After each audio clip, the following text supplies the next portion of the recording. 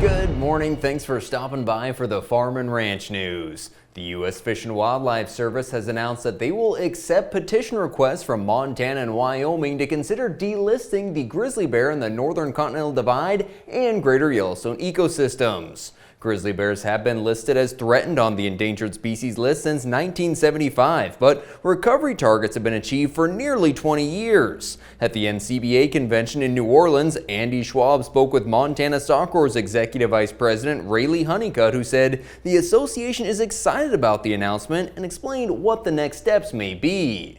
We do know that there is going to be a 12-month review. With that, we know that for this review to happen, additional scientific information had to be provided, and the states, both Wyoming and Montana, did that.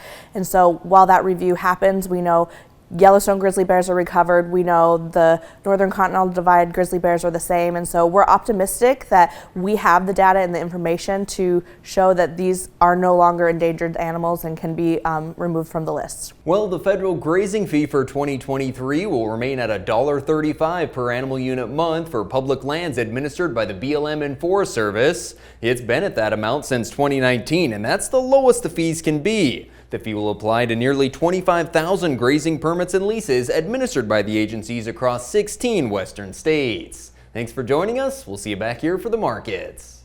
We asked Montana farmer Walt Sales about the challenges of mental health in agriculture.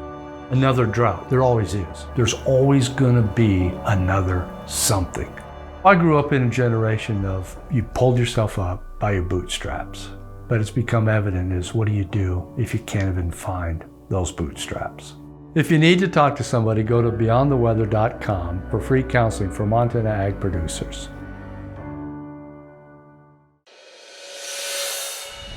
Welcome back to the Ag News. Senator Jon Tester once again joined Senators Chuck Grassley, Deb Fischer, and Ron Wyden to introduce the Cattle Price Discovery and Transparency Act. The lawmakers say the bill would restore transparency and accountability in the cattle market by establishing regionally specific minimum levels of cash-fed cattle trade and equipping producers with more market information. The legislation also mandates more reporting on boxed beef, carcass weights, and cattle scheduled for harvest, as well as establishing penalties for packer violations. The bill is also co-sponsored by Senator Steve Daines and Wyoming's Cynthia Lummis. Well, live cattle futures closed last week at contract highs, but Friday's session was pretty quiet, waiting on the cash trade. When the dust finally settled, the cash sales were 2 to 4 higher, with live trade from 158 to 160 and dressed at 250.